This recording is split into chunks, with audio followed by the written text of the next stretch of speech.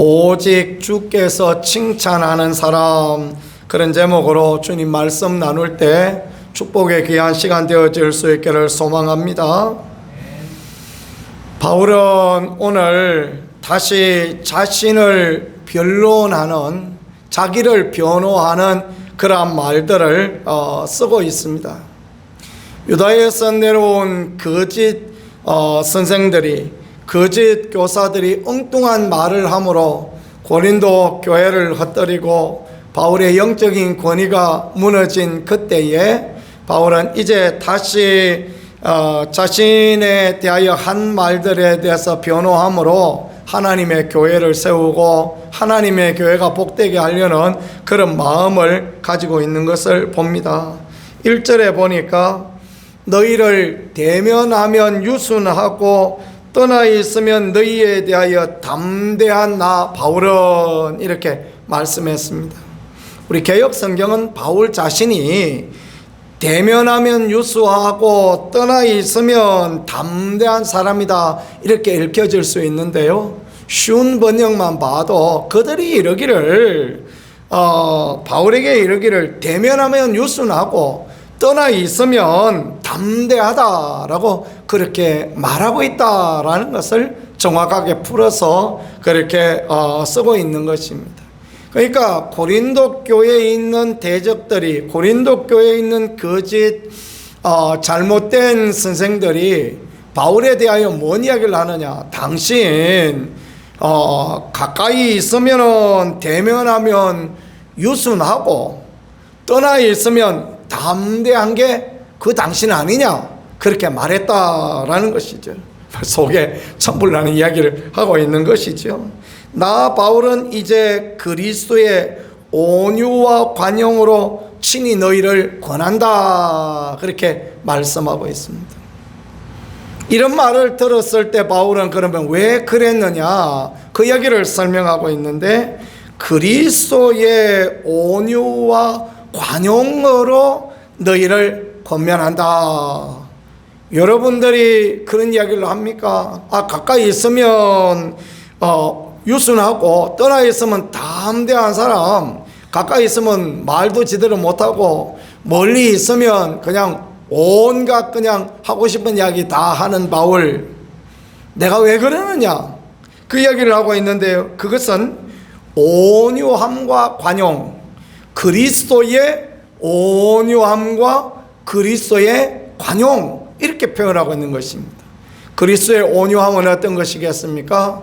온유한 자 복이 있나니 말씀하신 것처럼 속에 그냥 천불이 나고 참지 못할 상황이 있지만, 그럼에도 십자가를 우리 대신 져주셨던 우리 주 예수 그리스도의 놀라운 사랑과 우리를 다 용서해 주시는 너그러운 마음으로 품어주시는 관용에 대한 그런 말씀을 오늘 하고 있는 그런 부분입니다. 바울은 자기를 변명할 때 온유와 관용으로 한 것이다. 그러니까 할 말을 하지 못해서 한 것도 아니고, 떠나 있으면 하고 싶은 이야기 다 쓴 것도 아니고, 그 사람들, 고린도 사람들을 참으로 사랑하기 때문에, 불쌍히 여기기 때문에 그와 같이 하였다라는 것을 말씀하고 있습니다. 바울이 굉장히 다혈질이었다는 거 여러분 아십니까? 2차 전도여행을 갈 때 그랬지 않습니까? 바울하고 바나바하고 대판 싸우고 갈랐었습니다. 왜요? 바나바가 자기 조카라고 마가 데리고 가자, 그 이야기를 했단 말이에요. 그러니까 바울이 그놈 그 이전에 1차 전도여행 갔다가 지 맘대로 도망가고 한 놈, 그놈 어떻게 데리고 가느냐. 그러니까 아이고 그래도 또 그때 그 사람하고 지금 이 사람하고 다르다. 우리 조카 나를 생각해서라도 좀 데리고 가자. 그래서 바울하고 바나바하고 대판 싸우고 둘이 갈라서서 당신은 조카 데리고 가라, 나는 신라 데리고 간다. 그래가지고 갈라서서 가고, 이런 사람 아닙니까? 그죠? 그게 무슨 애들 장난하는 일입니까? 전도여행을 가는 게 얼마나 귀한 일입니까? 그럼에도 불구하고 바울이라는 인물이 어떠냐 하면 그리스도인들을 대할 때 대쪽 같은 성품을 가지고 있어요. 딱 쪼개면 그냥 위에 딱 쪼개면 밑에까지 쫙 쪼개지는 그런 성품을 갖고 있단 말이에요. 그럼에도 불구하고 고린도 교회에 대하여서는 그렇게 하고 있지 않다.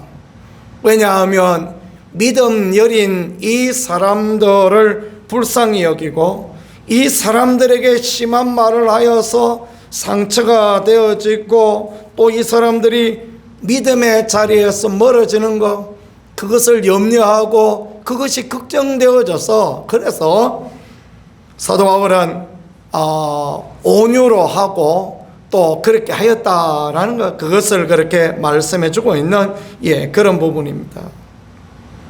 하고 싶은 말이 왜 없겠습니까? 근데 하고 싶은 말을 다 하고 나면 그러면 어떻습니까? 상처받는 사람이 있고 마음이 불편한 사람이 있고 그럴 수 있다라는 것을 보여주는 게 오늘 말씀인 것입니다. 그래서 우리가 그런 하고 싶은 말들, 특별히 하고 싶은 말들 중에 어떤 말이 상처가 되고 아픔이 되어집니까? 부정적인 말들 아닙니까? 있는 그대로 보는 그대로 내가 뭐 없는 말 하나 하고 하는 말들이 다 상처가 되고 아픔이 되고 그런 말이죠. 그런 말들을 삼가할 줄 알고 그런 말들을 교회를 세워나가고 사람들을 세워나가기 위하여서 자제할 줄 아는 것, 이 하나님 앞에 얼마나 귀합니다라는 것을 오늘 바울의 예를 통하여 보여주시는 게 오늘 말씀이 되어지겠습니다. 그래서 부정적인 말은 부부라도 하지 않는 게 아름답습니다. 부부는 우리는 우리 집은 30년, 31년, 32년째 살고 있나요? 그래, 오래 살았으니까 우리는 아무 문제도 없다. 그렇지 않습니다.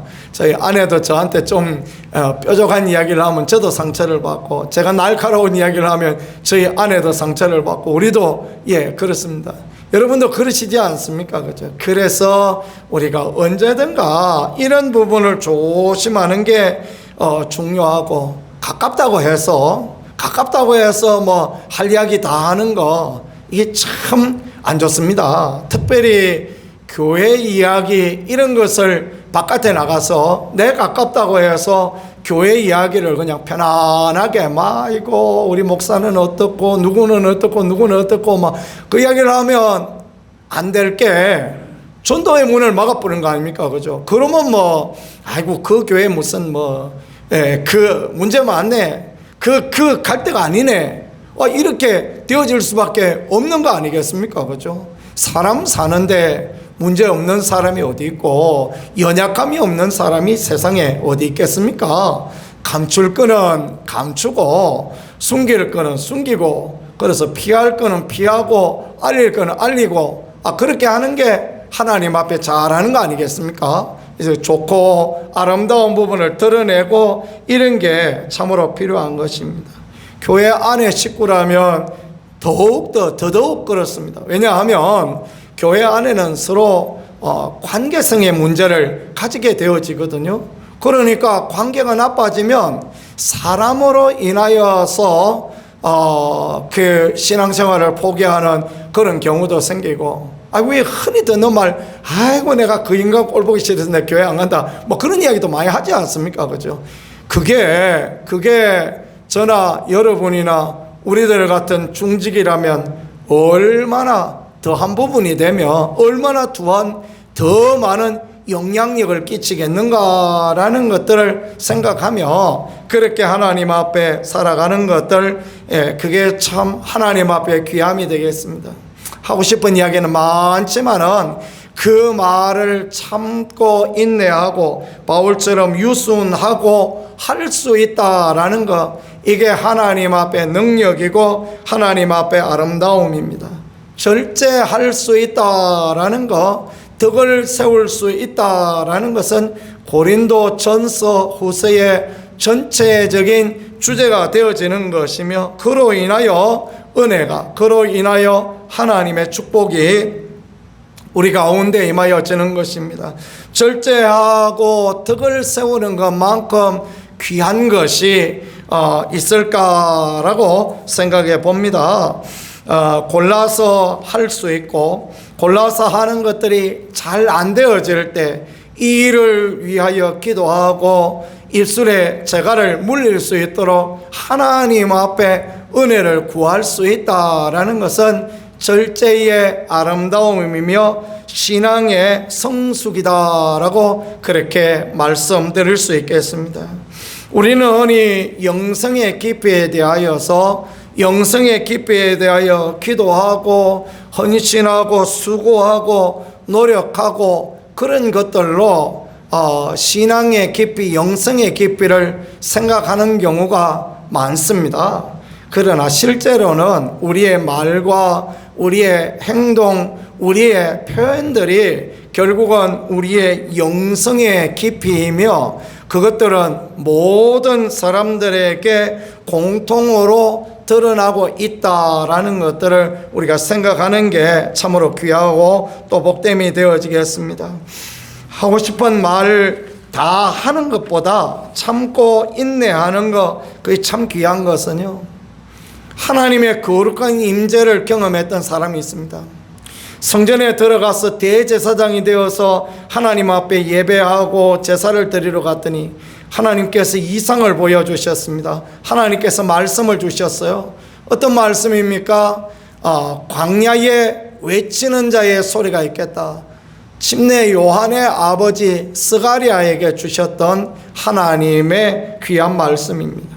근데 하나님께서 스가랴를 그 입을 닫아버리십니다. 말을 못하도록 그렇게 하십니다. 많은 설교자들이 왜 스가랴는 말을 못하게 됐을까? 하나님의 임재를 보게 되었으니까 말을 못하게 되었을까? 아니죠. 하나님의 임재를 보면 더 말 잘하게 하죠. 하나님께서 모세를 모든 사람들 중에 더 말 잘하는 사람으로 만드셨습니다. 거룩하신 하나님의 임재는 그 하나님의 임재를 드러나게 하는 그런 일을 하게 하시기 위하여 말을 더 잘하게 하십니다. 그런데 스가랴는 말문을 닫아버렸습니다. 이 비밀, 이 하나님의 비밀을 말하지 못하게 하고 그릇된 말, 잘못된 말을 전하지 않도록 하기 위하여서 하나님의 영광만을 드러내기 위하여서 하나님께서 스가랴의 입을 닫으셔서 아들 요한이 태어나도록까지 아무 말도 못하고 아들 요한이 태어났을 때 서판을 가져오라 그래서 그 이름을 요한이다 이렇게 쓰면서 이제 입술이 풀어졌던 그 말이 열려졌던 것들을 우리는 이렇게 생각해 보았으면 좋겠습니다. 바울은 마주할 때 유순하였다 그랬습니다. 겁쟁이다 이런 표현으로 표현할 수 있는 부분입니다. 떠나 있을 때 강경하다, 떠나 있을 때는 막 싸납다 뭐 이렇게 생각할 수도 있는 그런 부분 아닙니까? 그런 소리에 대하여 그리스도의 온유와 그리스도의 관용으로 이와 같이 하였다라고 그렇게 말하였으니 우리도 그리스도의 온유와 그리스도의 관용을 가지고 말하고 행동할 수 있다는 것은 하나님 앞에 얼마나 귀하고 복된지요. 아무 말도 안 하는 다수가 있습니다.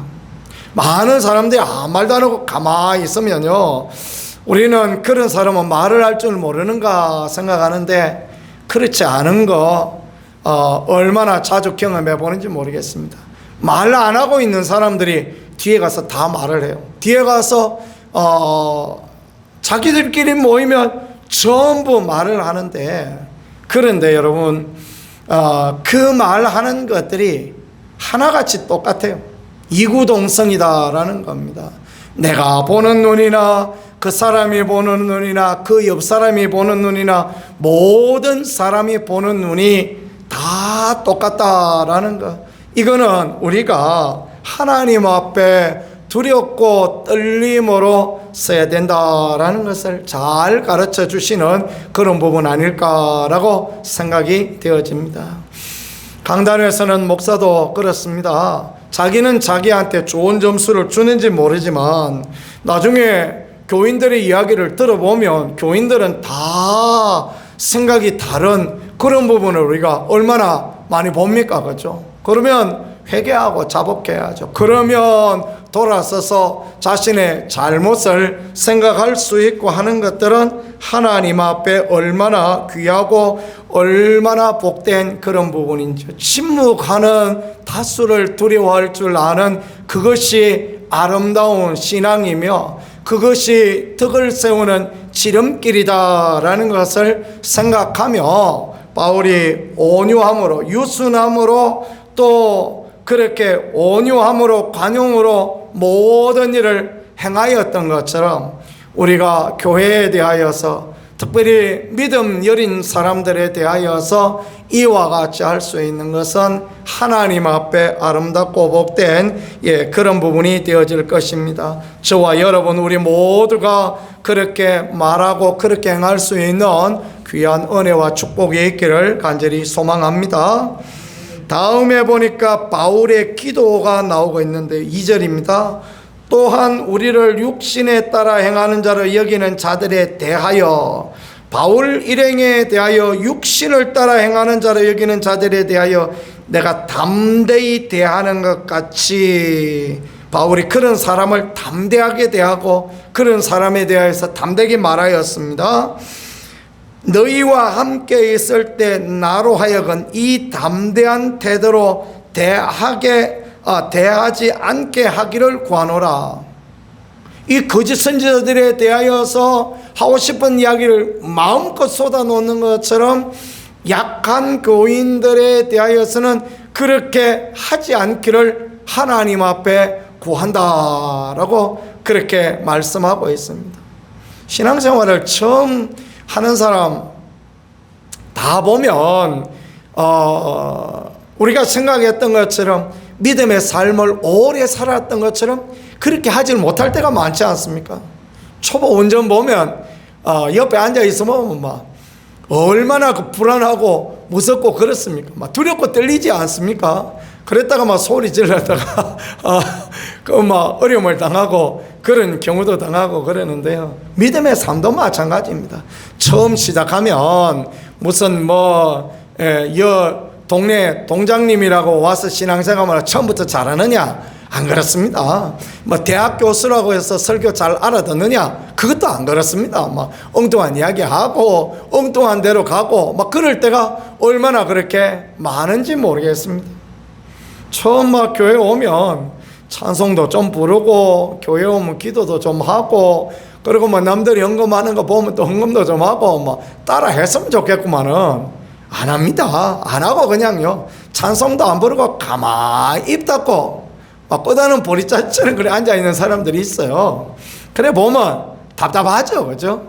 기도도 안 하고 찬송도 안 하고 헌신도 안 하고.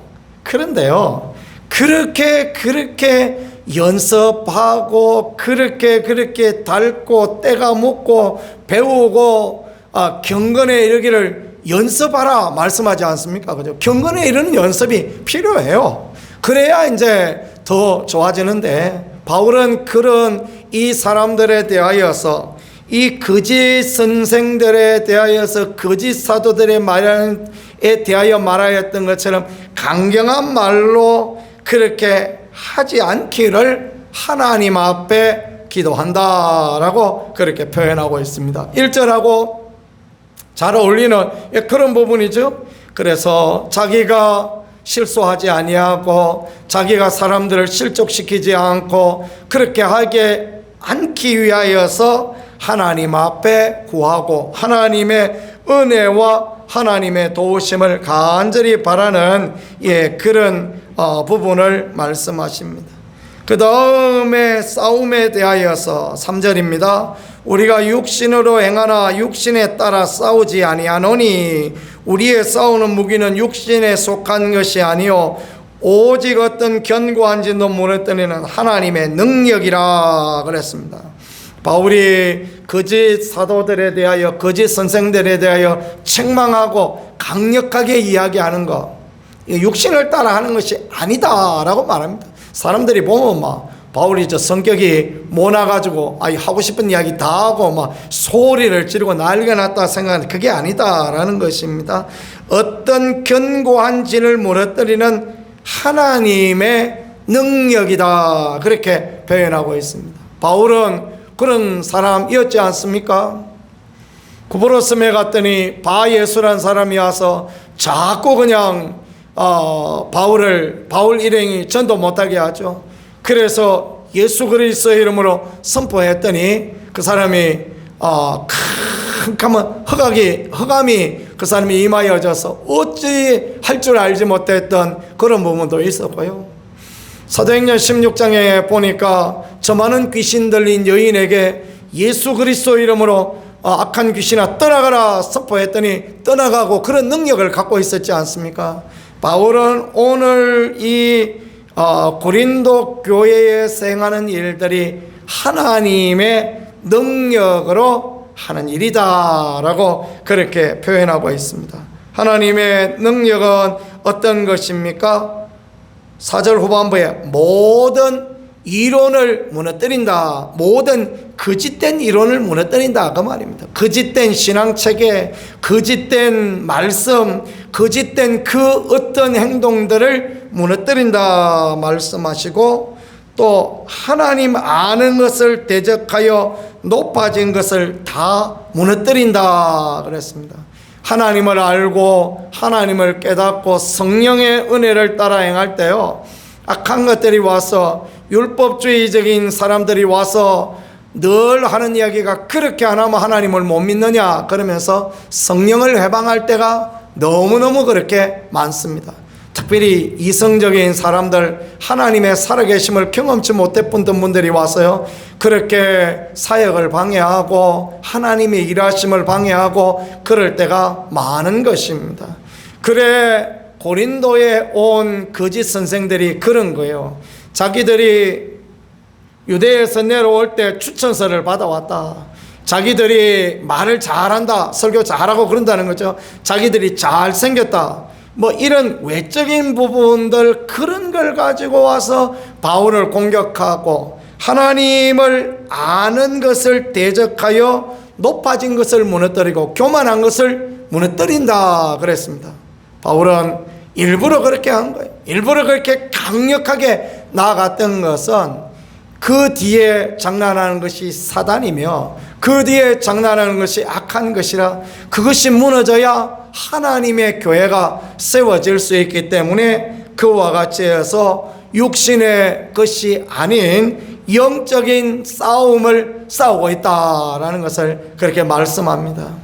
하나님의 교회도 마찬가지입니다. 하나님의 교회를 무너뜨리려는 악한 것들에 대적하여서 우리가 영적인 싸움을 싸우고 예수 그리스도 이름으로 꾸짖고 또 예수 그리스도 이름으로 선포하고, 우리가 마치 죄인인 것처럼, 우리가 죄를 그런 허물을 가지지 않았다 할지라도 그 죄인인 것처럼 대신 회개하고 그렇게 할 때 하나님의 거룩한 은혜가, 하나님의 도우심이 우리 가운데 드러나며 하나님의 교회가 세워지고 또 성령의 놀라운 역사가 일어나는 그런 부분이 되어진다라는 것입니다.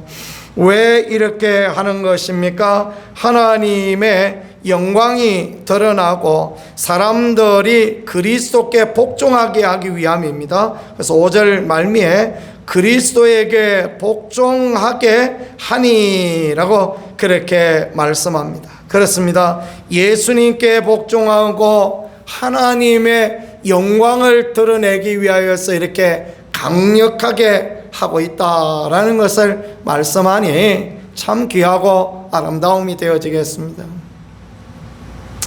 오늘 설교 준비한다고 하루 종일 이제 사무실에 앉아 있는데 디딕 하고 카톡이 울리는 소리가 왔습니다.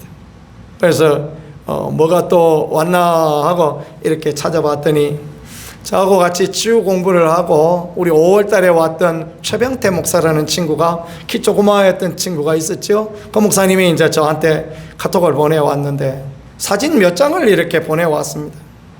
첫 번째 사진은 보니까 세상에 이 등하고 엉덩이하고 이쪽에 사진을 찍었는데 학생 사진인데, 아이고 세상에 그럴 수가 있나요? 막 온몸이 막 아토피로 덮여가지고, 아이고 그런 사진을 저는 뭐 본 적도 없습니다. 무슨 막 기록한 어떤 기록 영화 같은 거 그런 거 보면 막 성병 걸리고 그러면 막 어마어마하게 막 이렇게 막 뭐가 생기고 진물이 나고 그런 것처럼 그런 사진이 왔습니다. 그 뒤에 사진을 보니까요, 많이 좋아진 깨끗해진 사진이 왔습니다. 그리고 마지막 사진을 보니까 전혀 그런 부분이 없는 깨끗한 그런 사진이 왔습니다. 그래 이제 밑에 글들이 쓰여졌습니다. 하나님이 이렇게 놀라운 일을 하고 계십니다 하고 그렇게 왔어요. 아토피는 사실 병원에서도 쉽게 고쳐지지 않는 그런 병 아닙니까? 그죠? 그래가지고 그 사진을 보니까 얼마나 놀랍던지 제가 바로 그냥 전화를 했습니다. 목사님 하고 전화를 해서 잘 지내십니까? 예, 잘 살죠. 그래. 이 무슨 사진입니까? 물어봤더니 2주 전에 아토피 환자가 왔는데 하나님이 이렇게 놀랍게 치유하시고 회복시켜 주셨다. 그 이야기를 하는데 나중에 사진 한번 보시려고 해요. 한번 보세요. 제 그 핸드폰에 그 사진이 있습니다.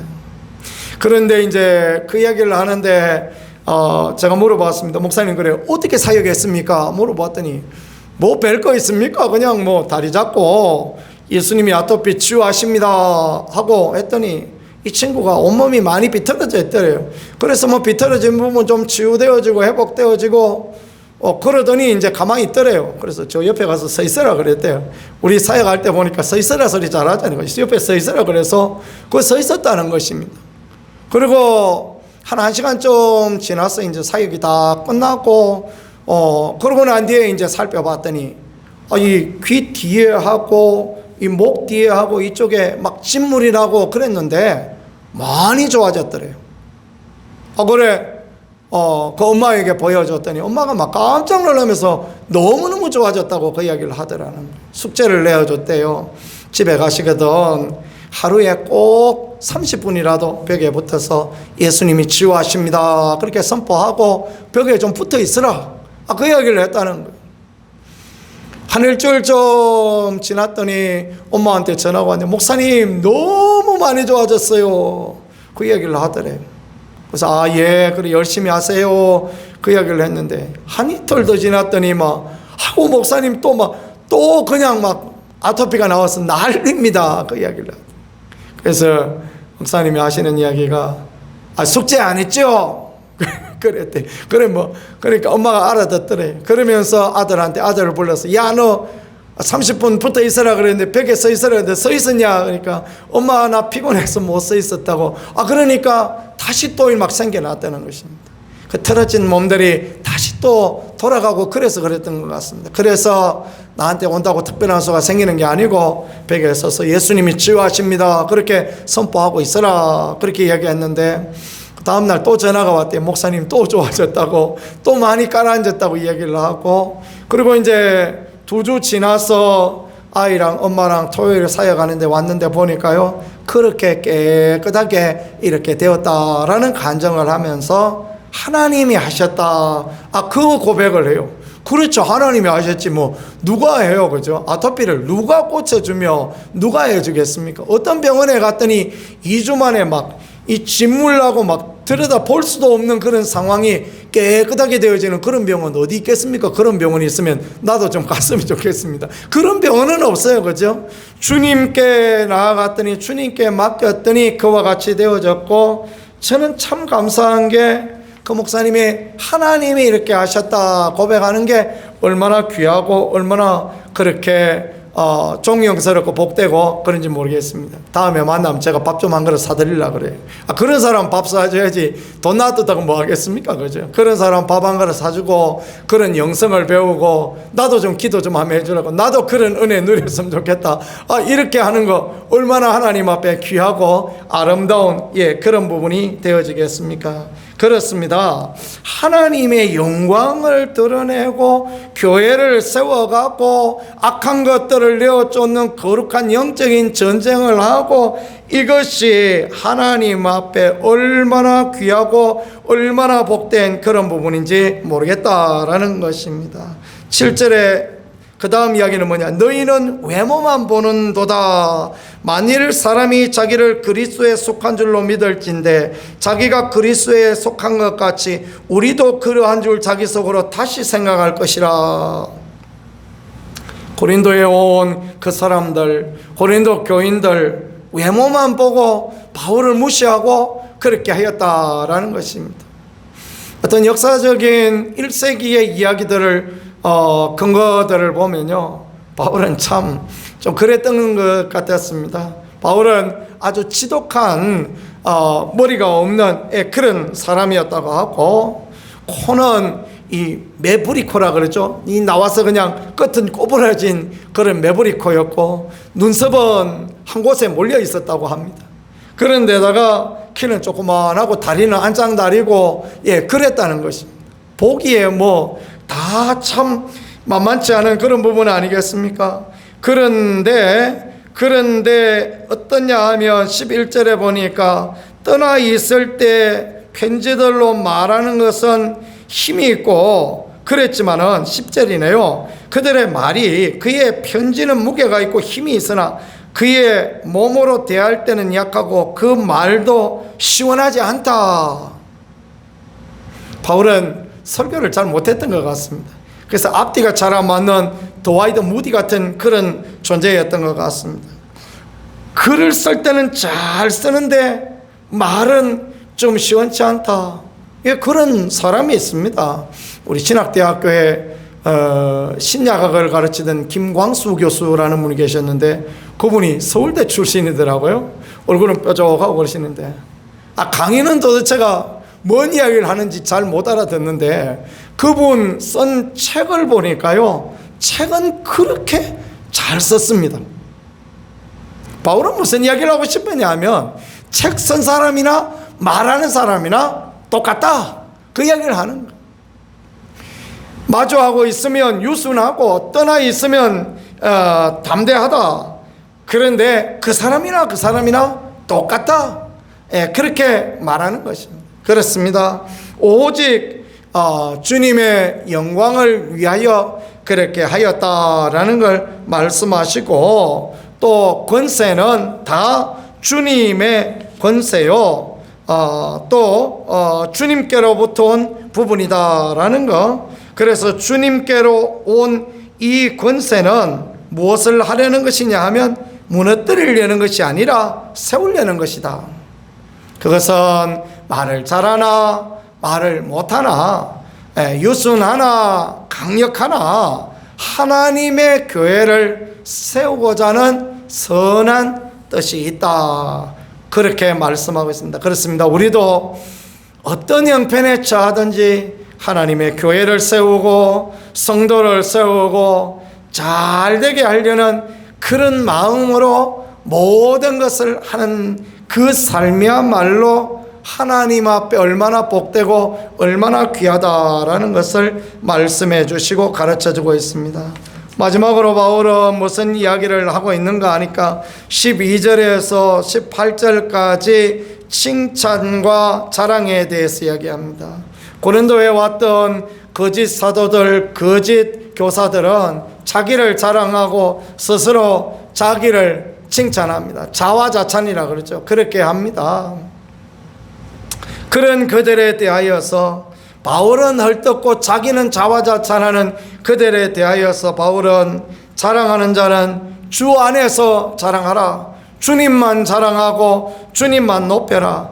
또 주님이 칭찬하시고 주님이 자랑하시고 주님이 인정해 주시는 그 사람이야말로 하나님의 사람이요, 그 사람이야말로 진정 복된 인생이다라는 것을 그렇게 말씀해 주고 있습니다.